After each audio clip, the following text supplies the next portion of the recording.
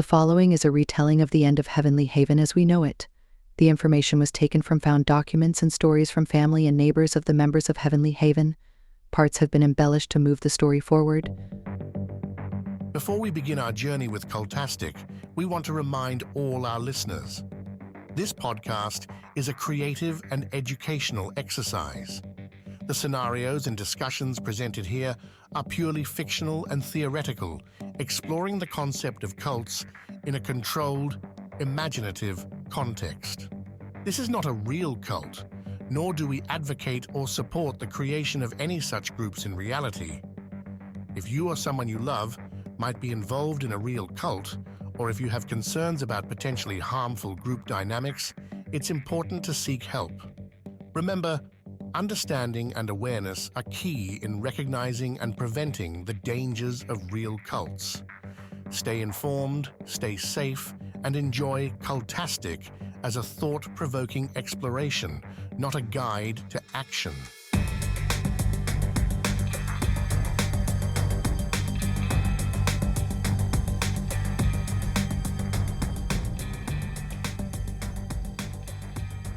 Chapter 19, The Reckoning.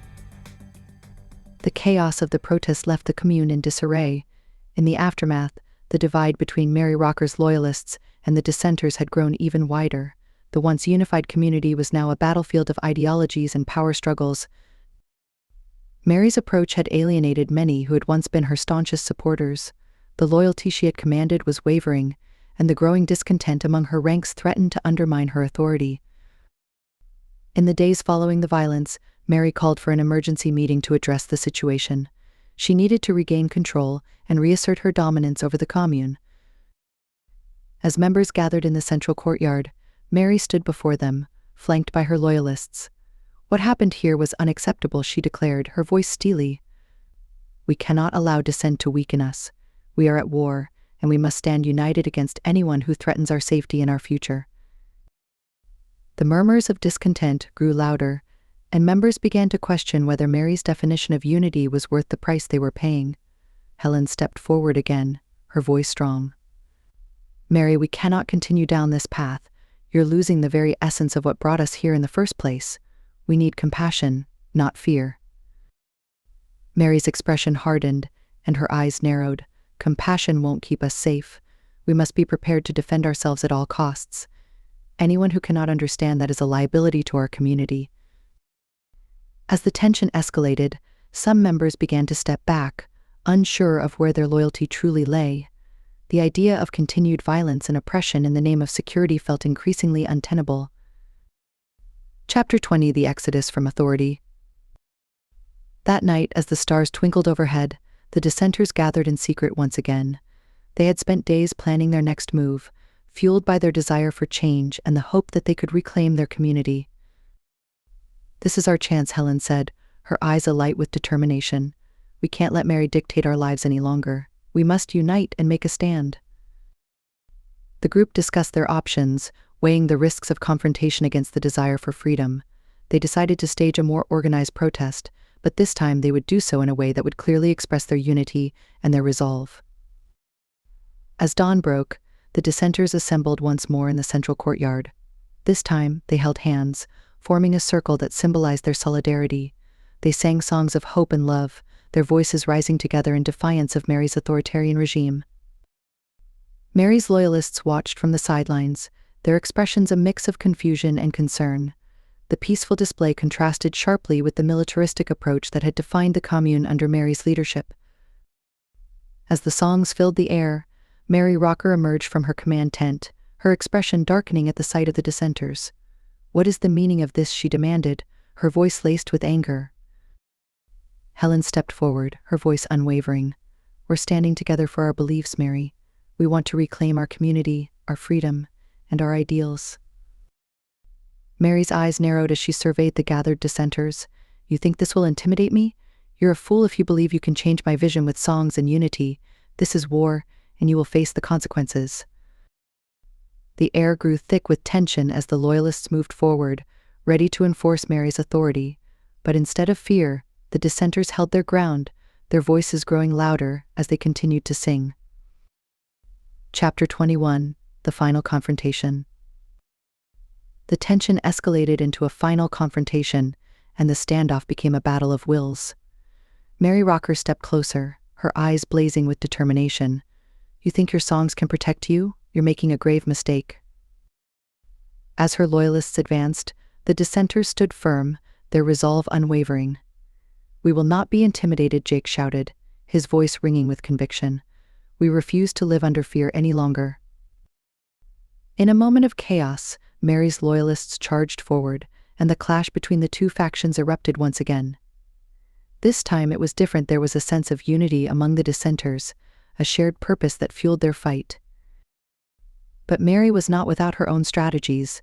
She had positioned loyalists to cut off any escape routes, ensuring that the dissenters could not flee the confrontation. The courtyard became a battleground, filled with chaos and confusion as members clashed in their struggle for power. Chapter 22: The Cost of Power. As the violence raged on, the commune was left in disarray. The ideals of peace and unity had given way to chaos and conflict. The once beautiful sanctuary of heavenly heaven had become a battleground of ideologies, and the cost of power was becoming painfully clear. Amidst the fighting, Mary Rocker found herself cornered, her loyalists retreating under the weight of dissent. The realization began to sink in that her hold on the community was slipping. The very people she had sought to protect were turning against her. In the chaos, Helen and the dissenters pressed forward, determined to confront Mary once and for all. "This ends now," Helen shouted, her voice rising above the fray. "You cannot control us with fear any longer." Mary's expression twisted with anger as she surveyed the scene. "You think you can take this from me? I built this community, and I will not let it fall into chaos." But as the dust settled and the fighting began to wane, it became clear that the tide was turning. The loyalists were outnumbered, and their morale was crumbling. The dissenters had banded together, fueled by their shared conviction and the desire for a return to their original ideals. Chapter 23: The Exodus. As the night wore on and the fighting continued, the loyalists began to realize that their grip on power was slipping away. Mary, desperate to regain control, shouted orders to her remaining loyalists, but her voice was met with silence. The dissenters had rallied together, and the power dynamics had shifted. In the midst of the chaos, a cry rang out from the dissenters: "We reclaim our community. This is our home." The loyalists, realizing they were outmatched, began to retreat. The dissenters surged forward, reclaiming the space that had once been filled with their hopes and dreams.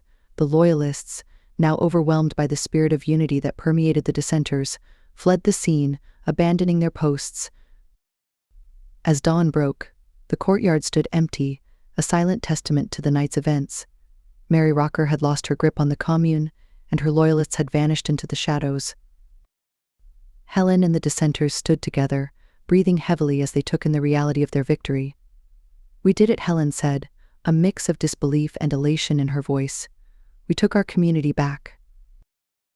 But even as they celebrated their newfound freedom, the weight of what had transpired hung heavily in the air. The once vibrant community had been forever changed, marked by the scars of conflict and division. Chapter 24: A New Beginning. As the sun rose on the newly liberated heavenly haven, the dissenters gathered to discuss their next steps. The sense of victory was palpable, but the challenges ahead loomed large.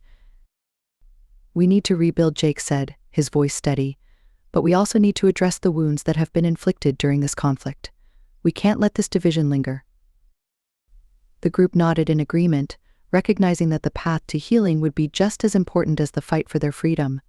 They discussed ways to restore trust and rebuild the community, emphasizing the values that had once brought them together. Helen spoke up, her voice filled with determination.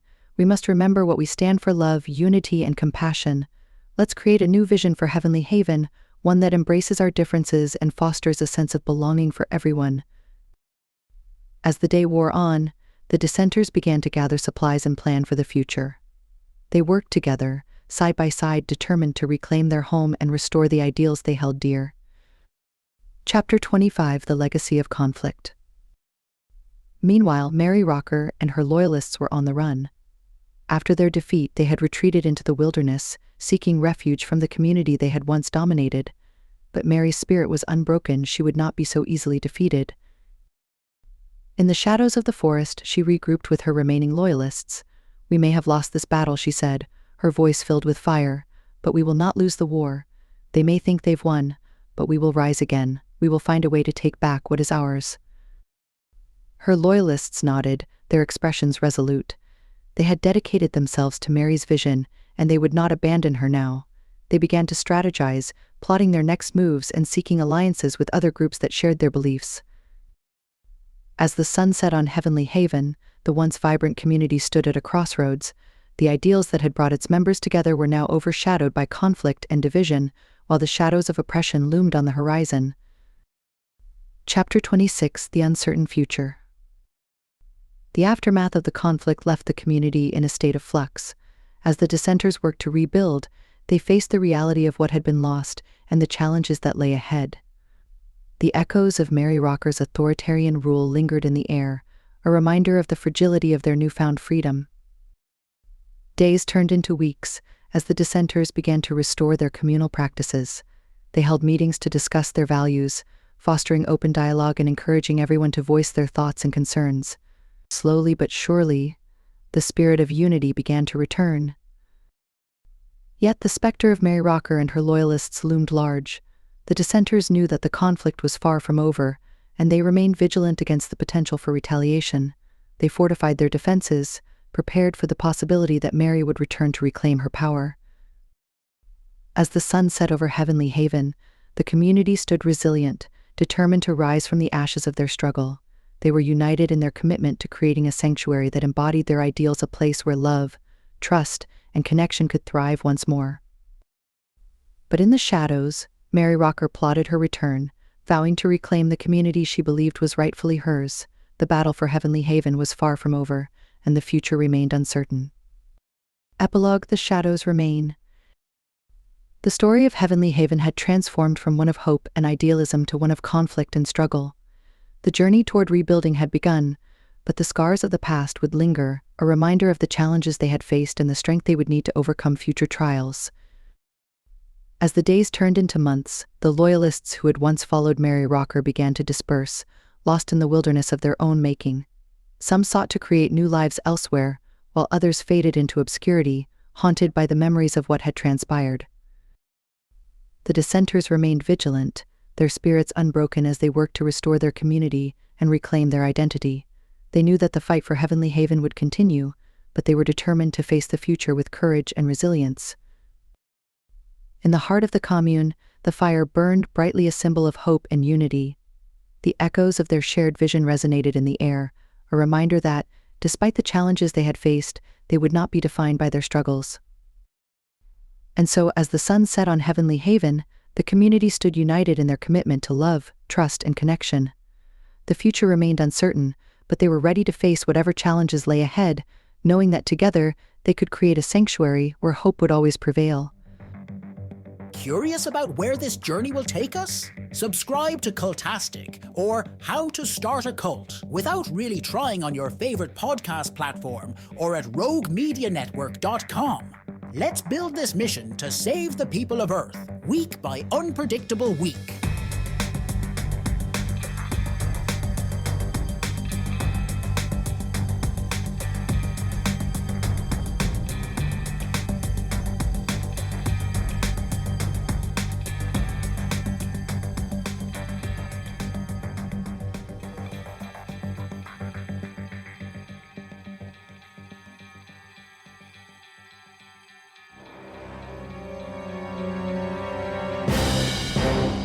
This has been a Rogue Media Network production. Visit roguemedianetwork.com to find your new favorite podcast.